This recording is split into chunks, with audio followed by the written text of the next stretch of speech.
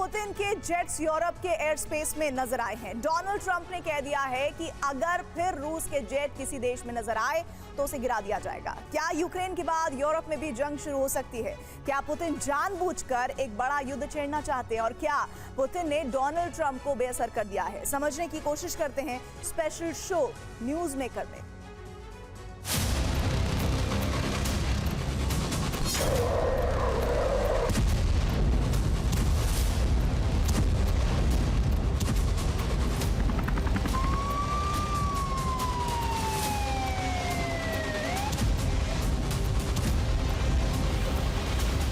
से जो जमीन वापस लेने की बात कर रहे हैं, उसी जमीन पर कुछ दिन पहले वो ज़ेलेंस्की और पुतिन में समझौता करवा रहे थे। ट्रंप को लग रहा था कि वो जैसा कहेंगे पुतिन वैसा ही करेंगे, लेकिन ट्रंप गलत थे। उन्होंने युद्ध का, ज़ेलेंस्की का और पुतिन का बिल्कुल गलत अंदाजा लगाया। 28 फरवरी को व्हाइट हाउस में हुई इस मीटिंग की तस्वीरें सभी को याद हैं। ट्रंप इन्हीं ज़ेलेंस्की से चीख चीख कर कह रहे थे कि उनके हाथ खाली हैं। और ज़ेलेंस्की वर्ल्ड वॉर 3 का जोखिम मोल ले रहे हैं। अब ज़ेलेंस्की भी वही हैं, पुतिन भी वही हैं और जंग भी वही है।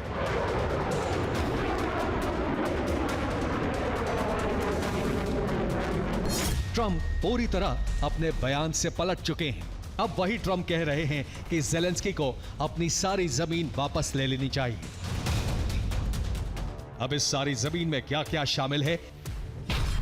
क्या इसमें मौजूदा रूस के कब्जे वाला यूक्रेन का 20% हिस्सा है? इसमें 2022 में रूस के हाथ आ चुका डॉनबास का हिस्सा है? या इस सारी जमीन में 2014 में रूस के पास वाला क्रीमिया का हिस्सा भी शामिल है?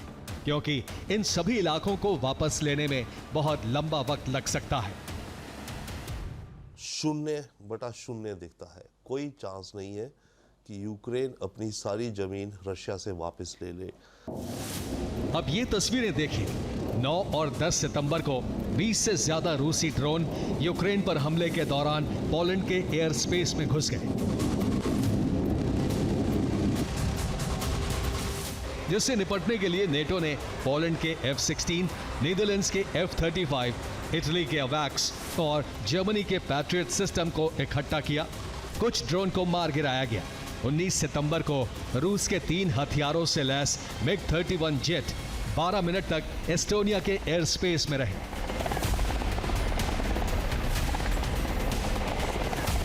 इटली के F-35, स्वीडन और फिनलैंड के जेट्स ने उन्हें इंटरसेप्ट किया।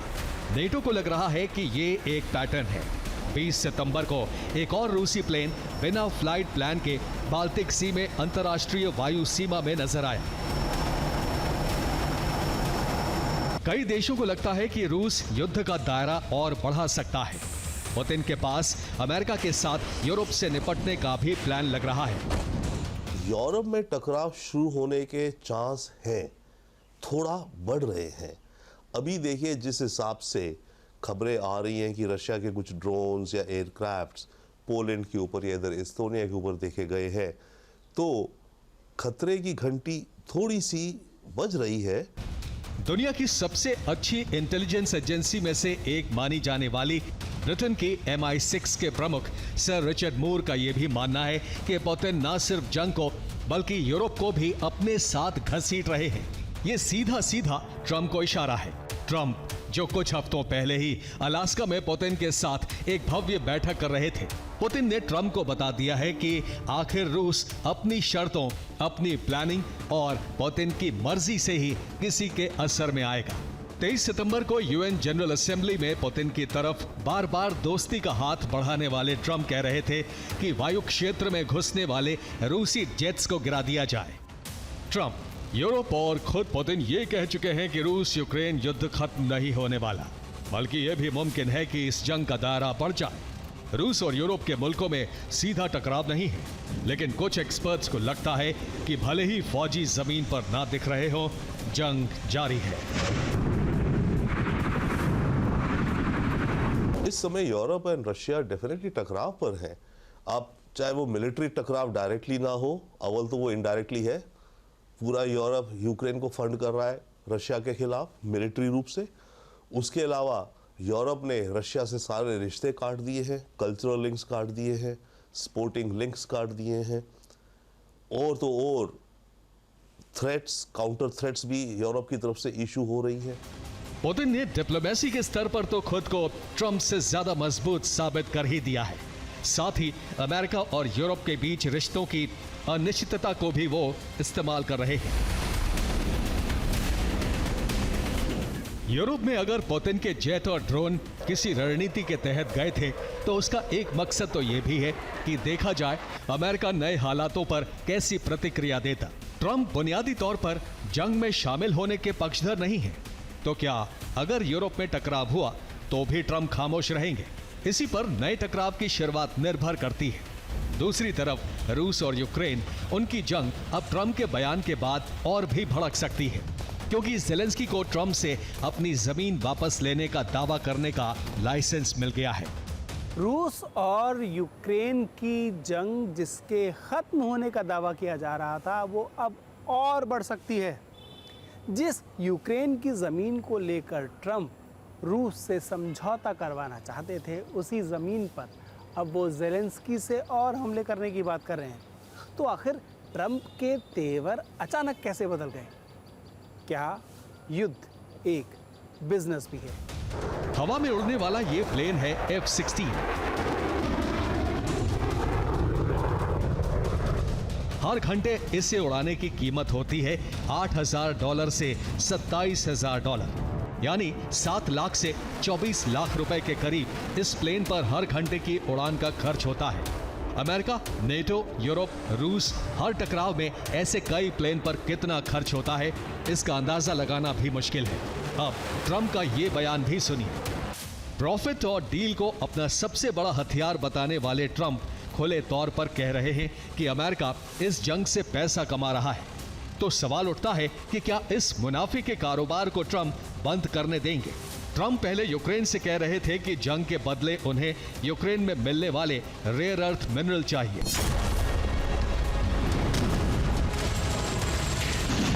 हॉलीवुड की फिल्म वैग द डॉग में स्कैंडल से घिरे राष्ट्रपति की मदद के लिए उसका स्टाफ एक फिल्म डायरेक्टर से लोगों का ध्यान भटकाने के लिए जंग का माहौल बनाने को कहता है। वो हॉलीवुड फिल्म थी। हकीकत की राजनीति में पर्दे के पीछे क्या हो रहा है किसी को मालूम तक नहीं चल पाता। यूक्रेन रूस जंग शुरू होने के वक्त कहा गया था कि पुतिन बमुश्किल 3 से 6 महीने ही इस जंग को खींच पाएंगे।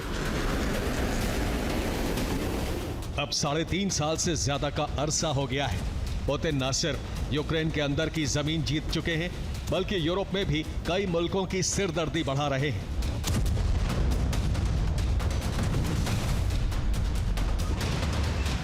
सवाल उठता है, क्या रूस के पास लंबी जंग झेलने का फॉर्मूला है?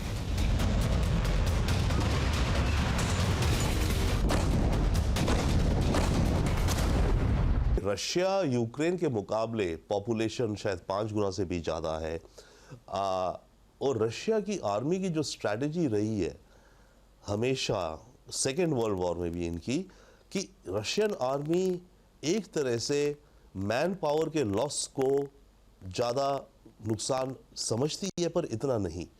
यानी कि रशियन आर्मी और रशियन की जो मिलिट्री स्ट्रैटेजी है उसमें सोल्जर्स का लॉस होना वो अज्यूम करते हैं कि हाँ हमारे मारे जाएंगे। वो लड़ते रहते हैं, मारे जाएंगे पर लड़ते रहते हैं। पुतिन से जंग का सबसे ज्यादा नुकसान यूरोप को हुआ है। उस तक आने वाली गैस महंगी हो गई है। गैस की कीमत से पुतिन जंग कर रहे हैं।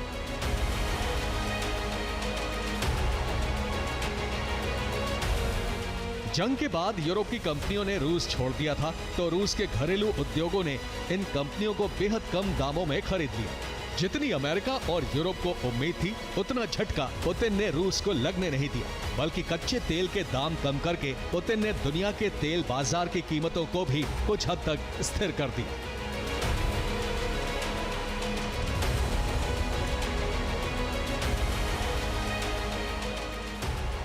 रूस के तेल के खिलाफ ट्रंप के गुस्से की एक वजह यह भी मानी जा रही है, पुतिन लगातार ट्रंप को फ्रस्ट्रेट कर रहे हैं। ट्रंप बार बार अपने रुख को बदल रहे हैं। ट्रंप ये तय नहीं कर पा रहे हैं कि वो पुतिन से अपनी बात मनवा लेंगे।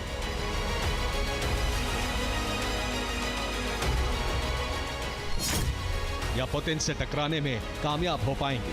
2025 में ही रूस एक वॉर इकोनॉमी की तरफ मुड़ गया, जिसमें घरेलू प्रोडक्शन के अलावा उसने चीन, ईरान और नॉर्थ कोरिया से इंपोर्ट भी बढ़ा लिया।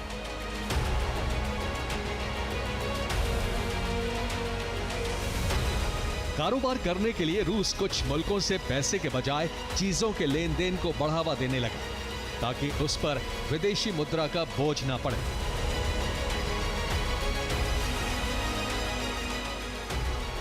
जहां ट्रंप राष्ट्रपति बनने के बाद से ही नए ऐलान, नए प्लान, नए दावे करते नजर आए, व्लादिमीर पुतिन ने खामोशी से न सिर्फ अमेरिका और यूरोप के प्रतिबंधों को झेला, बल्कि कई मुल्कों से नए रिश्ते भी बना लिए।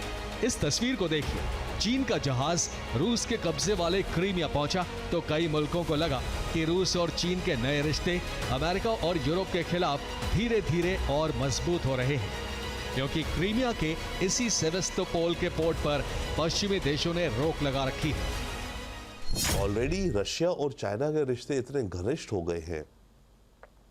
जब से यूरोपियन और अमेरिकन कंपनीज रशिया से निकली यूक्रेन सैंक्शंस के चलते, सारी रशियन मार्केट में चाइनीज कंपनीज आ गई हैं। पुतिन ने एक एक करके दुनिया के सबसे बड़े देश के राष्ट्रपति के नेतृत्व पर ही सवाल खड़े कर दिए। ब्रिक्स और एससीओ दोनों ट्रंप को पसंद नहीं और दोनों में ही भारत, रूस और चीन तेजी से बढ़ रहे हैं। ट्रंप के ज्यादातर दावे गलत साबित हो रहे हैं, जबकि पुतिन खामोशी से न सिर्फ अमेरिका के दुश्मन देश बल्कि अमेरिका के सहयोगी देशों में भी अपना रुतबा बढ़ा रहे हैं। तो क्या ट्रंप के पास असल में कोई प्लान है भी, या वो सिर्फ हवा में ही तलवार चला रहे हैं? ट्रंप के बयान, उनके वादे और उनके दावों पर सवाल खड़े हो रहे हैं।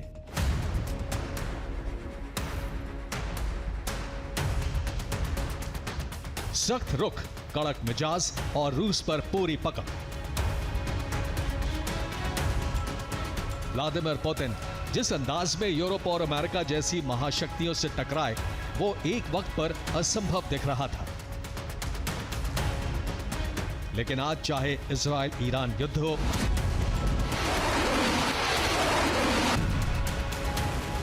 मिडिल ईस्ट में जंग हो, यूरोप से टकराव हो, हर जगह पुतिन का कद बढ़ता नजर आ रहा है। जो रूस कोल्ड वॉर के बाद बिल्कुल बिखर चुका था, उसे न सिर्फ संभाला बल्कि रूस को एनर्जी और हथियारों का एक बड़ा निर्यातक भी बना दिया।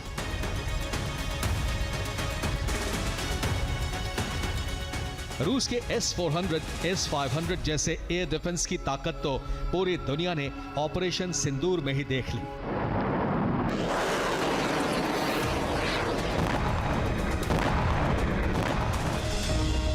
इसके अलावा रूस 5th generation fighter jet Su-57,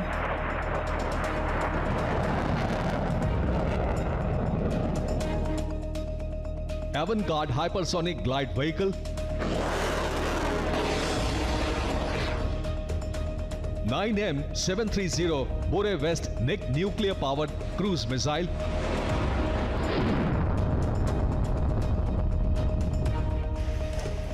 M22 Zircon scramjet powered anti-ship hypersonic cruise missile, KH-47 M2 Kinzhal hypersonic air-launched ballistic missile,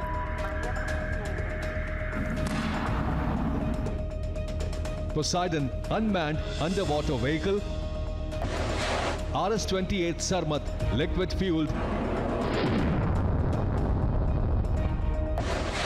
MIRV equipped super heavy ICBM जैसे खतरनाक हथियार भी हैं।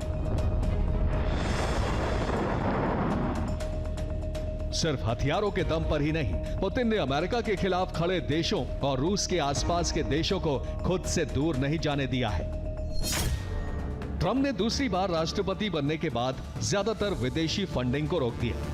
USAID जैसी संस्थाओं को अमेरिका सॉफ्ट पावर की तरह इस्तेमाल करता था। उनके बंद होने से चीन और रूस को खाली जगह भरने का मौका भी मिल गया है। पुतिन न सिर्फ एशिया बल्कि यूरोप और अफ्रीका के कई देशों को भी अपने साथ लाने की कोशिश में है। रूस ने 2008 में जॉर्जिया, 2014 में क्राइमिया को रूस में मिलाया और सीरिया में असद का साथ देकर अपनी ताकत भी दिखाई है।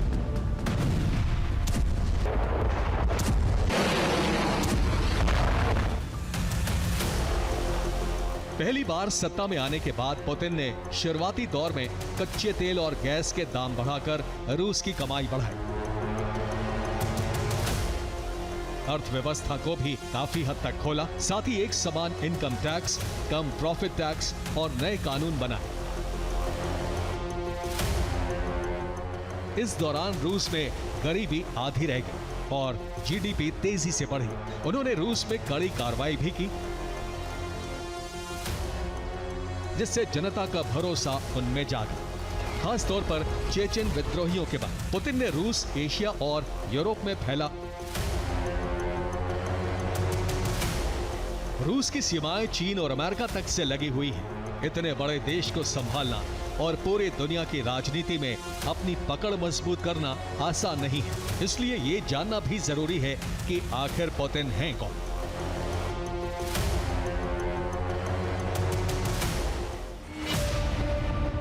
कहानी शुरू होती है सेंट पीटर्सबर्ग से, पुतिन का शहर, जहां 7 अक्टूबर 1952 को जन्मे पुतिन की दिलचस्पी सिनेमा में हुआ करती थी, खास तौर से फौजियों से जुड़ी फिल्मों में। पुतिन ने अपने इस शौक के साथ लॉ की पढ़ाई की, कराटे, जूडो की ट्रेनिंग ली, फिर रूस की खुफिया एजेंसी केजीबी में चुन लिए गए। वहां तेजी से आगे बढ़े, लेफ्टिनेंट कर्नल की पोस्ट तक पहुंच गए। उधर 1991 में सोवियत संघ बिखर गया। उस वक्त रूस में निराशा फैलने लगी। इन्हीं हालात में पुतिन ने नौकरी से रिजाइन कर दिया और राजनीति में आ गए।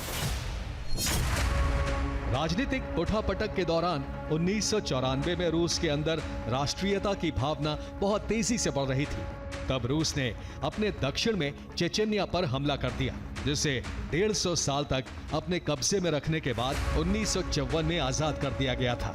1996 से रूस में पुतिन का कद बढ़ने लगा, क्योंकि वही चेचेनिया वाले मामले को बहुत अच्छे से संभाल रहे थे।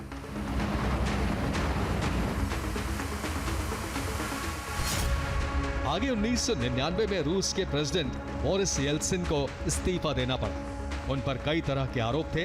पुतिन ने यहीं अपना अंदाज दिखाया और फिर पुतिन रूस के प्रेसिडेंट बन गए। दुनिया की सियासत में खामोशी कई बार बयानों से ज्यादा असर करती है।